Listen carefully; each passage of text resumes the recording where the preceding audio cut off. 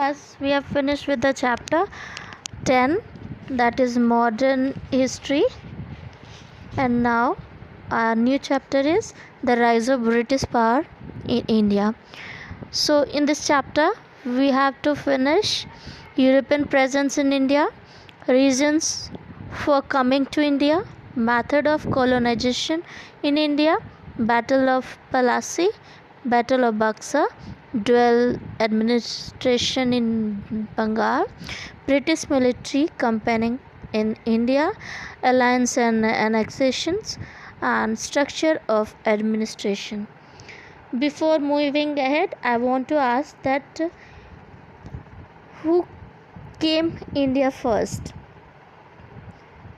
So many, some invaded India, some came for trade, and started with in 1498. Vasco da Gama, the Portuguese explorer, he discovered the sea route to India, and after that only the result is that the English, the French and the Portuguese and the Dutch came to India for trade. So many, after in the Industrial Revolution, many events took place, and so that the modern period started in Indian history, and starting of European power or British power also after this trend. Why? First we should know why these Britishers came to India. The European and the Britishers traders initially came to India for trading purpose. They established their trading centers, and these mainly in coastal areas, and these trade centers were considered as factories. Companies of officials of companies, these were called factors. So this industrial revolution in Britain led to an increase in demand for raw material. You all know India, there was sufficient of raw materials, but there was lack of markets to sold it.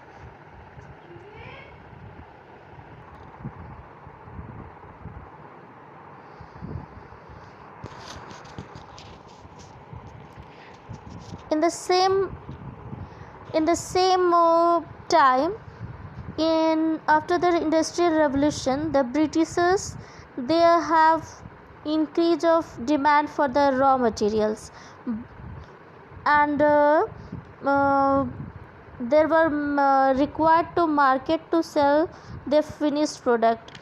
So India became a platform to finish the manufacturing goods and sold it to another countries. 18th century, the eternal power struggle in India, means the power of Mughal Empire was decreasing. So the Britishers were provided the perfect opportunity to establish their hold over Indian territories.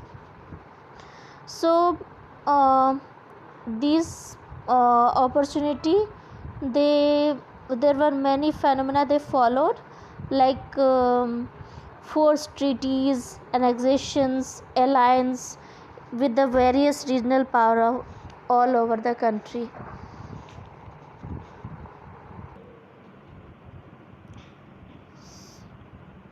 So their new administrative policy and economical help established their control over the country. Their land revenue policy helped them keep the poor farmers subjugated and get you some as revenue in return. They forced the commercialization of agriculture by growing various cash crops as raw material for the industries in Britain. They monopolized the sale of all kind of raw material and bought these at low prices, whereas the Indian craft people and artisans had to buy them at exorbitant prices. Heavy duties were imposed on Indian goods entering Britain so as to protect their own industry. Various investments were made to improve the transport and communication system in the country to facilitate an easy transfer of raw material from the farms to the port and of finished good from the port to the market. So English education was introduced to create a class of educated Indians who would assist the British in ruling the country and strengthen their political authority. So all the measures helped the British to establish, consolidate and continue their rule over India. Means they provided facilities to educate the people so that they can work for their favor, means Britishers' favor. Now, how they established colonies in India. The method of colonization in India, Europe in 16th century had a number of big and small states. When industrial revolution started in Europe, these states did not have sufficient raw materials for their industries or market for their finished good. These countries now started looking for market in Asia and Africa. England succeeded in controlling trade with India and established the East India Company in 1600. So this company was supported by the British government with the help of England so that their factories and all should be properly established in Indian continent. The company was granted a charter. It was by Queen Elizabeth I, giving it to the exclusive right to trade with the East. The first, please underline this, the first factory was established at Surat in 1613 and with the Mughal Emperor Jahangir, he has given the permission to Sir Thomas Ray in 1615 to open more factories at Agra, Ahmedabad and the Baraj.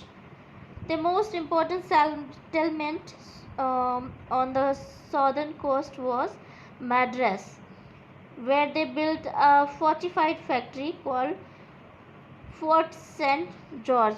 See in this column, in 1698 the company developed 3 villages into a city in Bengal. There was later named Calcutta.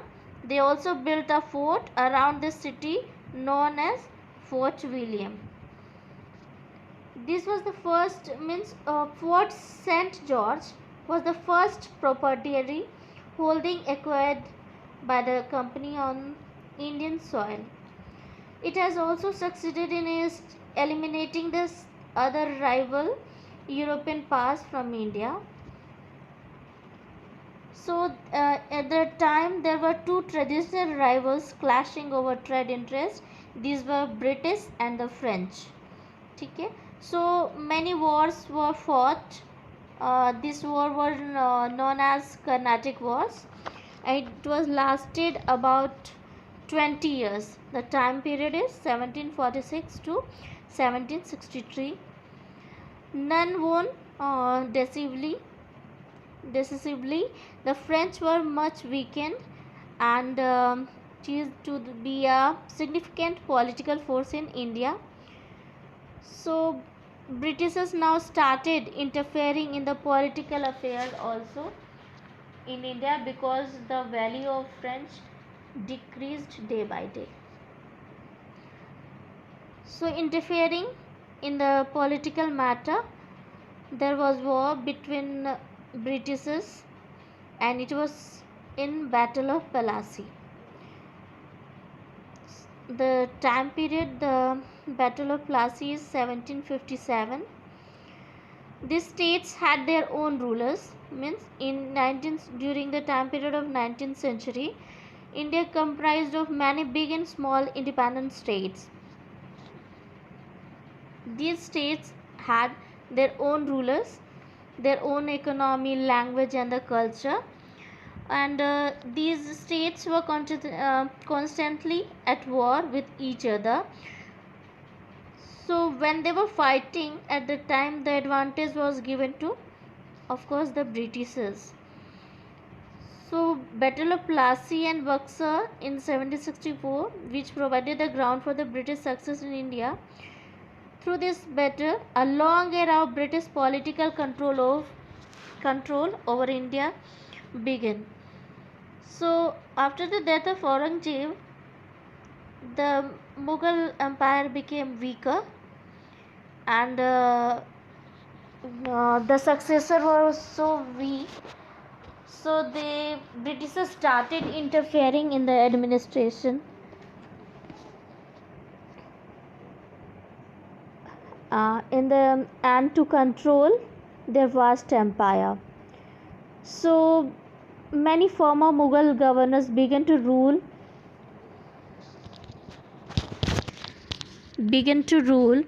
over these states independently. So this was the opportunity to the Britishers to expand their political and military influence in different areas. It can be Bengal, which was considered as the richest of Indian province. So in 1717, the Britishers obtained the privilege of importing and exporting goods without paying custom duty. At the same time, the result was there was huge loss of revenue to Bengal. The British private traders also stopped paying duty on the personal trade, whereas the exemption was meant only for the company.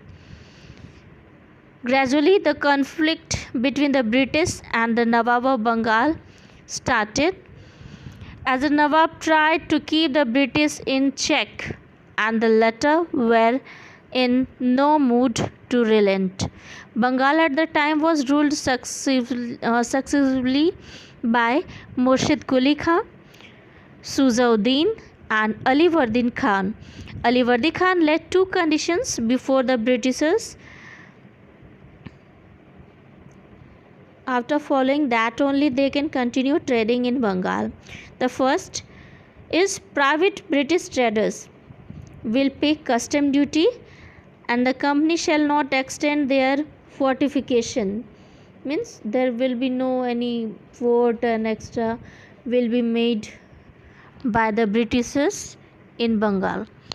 So matters came to a head when Sirajuddaulah asked the Britishers to remove all fortification in Calcutta, and upon the refusal of the British to comply sent his troops to occupy the company factories. Means Sirajuddaulah started controlling over the companies established by the Britishers. Now Sirajuddaulah installed a puppet Nawab in his British retaliate by the plotting to depose Sirajuddaulah and install a puppet Nawab in his place. Means when Britishers saw that this Sirajuddaulah is not under their control, so he was changed by the Britishers in a puppet Nawab in his place. In June 23, 1757, English East India Company under Robert Clive and Sirajuddaulah met at the Plassey as they started a war. Mir Jafar, the commander of Bengal army, and the loyalists did not participate in the battle. Means Mir Jafar was he was commander, and he has not taken part in this war loyally. He was not loyal. Jagat Seth, the richest banker of Bengal, refused to help the Nawab Sirajuddaulah. Sirajuddaulah was defeated, imprisoned, and later killed. So means he was a patriot towards his country, and he was cheated by his own commander in chief and the bankers. Now, Mir Jafar was not able to make further payments to the Britishers. As result, he was also replaced by Mir Qasim, who proved to be a strong ruler. Mir Qasim was not ready to meet their demands for more money and control. Through he initially rewarded the Britishers by granting them revenue to district of Bardhaman, Midnapur, and Chittagong. Mir Qasim was removed and Mir Jafar was made the Nawab again. Mir Qasim was loyal to his area. The company attacked and defeated Mir Qasim in a series of battles and led the Battle of Buxar in 1764. So, Battle of Palasi was fought between British Army and Sirajuddaula, and in 1757, and Battle of Buxar was fought with Mir Qasim and the British Army in 1764. Learn the date. Now again, Battle of Buxar. In 1764, Mir Qasim joined hands with the Nawab of Awadh, Shuja-ud-Daulah, and the Mughal Emperor Shah Alam II in plotting against the British. The battle took place at the place called Buxar at 22nd of October 1764, in which British routed to the native alliance. Their defeat proved to be decisive. Shah Alam II was made to be considered to Diwani of Bengal, Bihar and Odisha to the British. Shuja-ud-Daulah had to pay rupees 50 lakh as war damages, and Mir Qasim was deposed. In the same time, what happened after this battle of Buxar? Britishers overtaken the area of Bengal, and they started taking revenue directly by the officials, and small amount of revenue were given to the Nawabs so that the work of administration can go smoothly. It's this administration or this settlement in which Britishers ruled over or having power and income, but they were not having responsibility, and on the other hand Nawab were having all the responsibility, and there was lack of power and income. So this was name given dual administration. At the time of this, the condition of Bengal it became worst, and there was great Bengal famine of 1770 caused the death of 10 million people. It is estimated that up to a third population died from the starvation and malnutrition. Starvation means lack of food, no? During the period, neither the company nor the Nawab provided any relief to the people. Finally, in 1772, this settlement, which was called the dual administration, was ended, and Bengal was brought under the direct control of company.